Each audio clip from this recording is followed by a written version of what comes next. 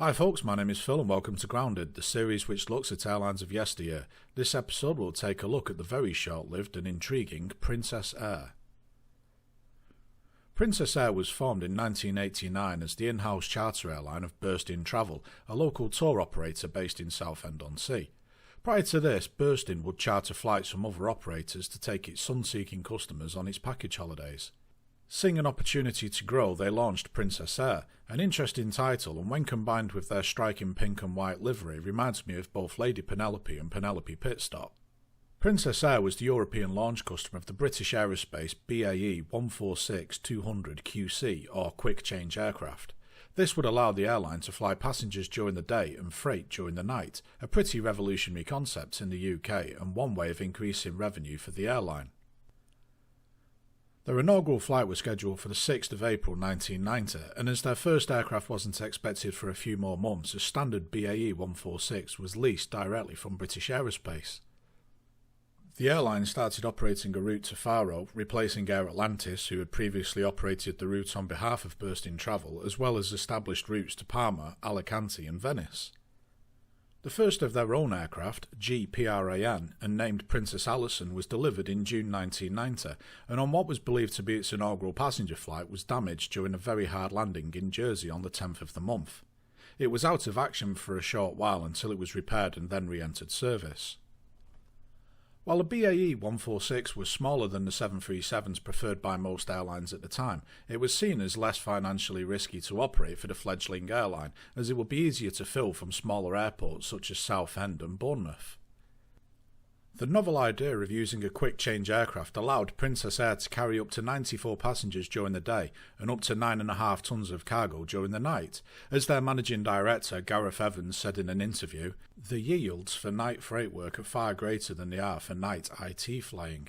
He also stated that when looking at the aircraft operation as a whole, they were able to compete very favourably with the 130-seat 737s. On the passenger side of things, Princess Air would of course operate flights on behalf of its parent company, Burstin Travel. However, it briefly operated flights on behalf of Bath Travel, who you may remember from the Palm Air episode. These Bath Travel flights would be in a W pattern, where the aircraft would fly from Southend to a Mediterranean destination, then up to Bournemouth before doing it all again in reverse, effectively serving 2 airports and 2 charter customers with 1 aircraft. The freight side would involve a myriad of short-term and ad hoc cargo contracts on routes out of Southend. Mainly these were to Cologne and Brussels. Southend previously had a long history of cargo traffic, however, by 1990 this was well into a steep decline. The second BAE 146, GPRCS, was scheduled to follow in time for summer 1991. It was to be named Princess Francine after the second of the owner's 3 daughters. According to an interview in their in-flight magazine, Princess Sarah and Princess Elizabeth were on the cards too. Things didn't go to plan, however. The effects of the ongoing Gulf War was taking its toll on the travel industry globally. A lot of large and well-known carriers were struggling come the start of 1991. Princess Air and Burstin Travel found themselves desperately short of cash and towards the end of January would call in the administrators. By the start of February, Princess Air was officially grounded. So, what went wrong? Well, the very short answer is the Gulf War. Okay, maybe that's too short of an answer. Princess Air had potential. As an in-house carrier for a tour operator, they should have been guaranteed income, as long as the tour operator stayed in business, of course. They were based at a small airport with 0 local competition, and also operated ad hoc charter flights for another company.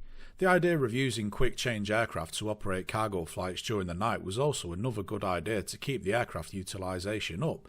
They say though that timing is key. During the latter half of 1990 there was a downturn in leisure travel from the UK. This was in part due to the Gulf War, which had started in August of that year. The UK economy also took a turn for the worst, with the country entering a recession towards the end of 1990. The housing market was collapsing and the rate of inflation was extremely high. Things would get so bad that come 1992 the UK was forced to withdraw from the European exchange rate mechanism on what was dubbed Black Wednesday. So, as you can tell, things were never going to be easy for Princess Air. There are no tales of betrayal, embezzlement or loony business ideas that you may have come to expect in this tale. It really is a case of bad timing. Princess Air had a good idea but was doomed pretty much from day one. 1991 saw a number of prominent airline failures. Eastern Airlines and the ubiquitous Pan Am would collapse, having struggled for a number of years. International Leisure Group, one of the UK's largest travel companies and owner of Air Europe, collapsed in March, just weeks behind the tiny Princess Air. In all of their cases, it was years of mismanagement which had put them in a precarious position. It was the timing of world events which finished them all off. Until next time, thanks for watching.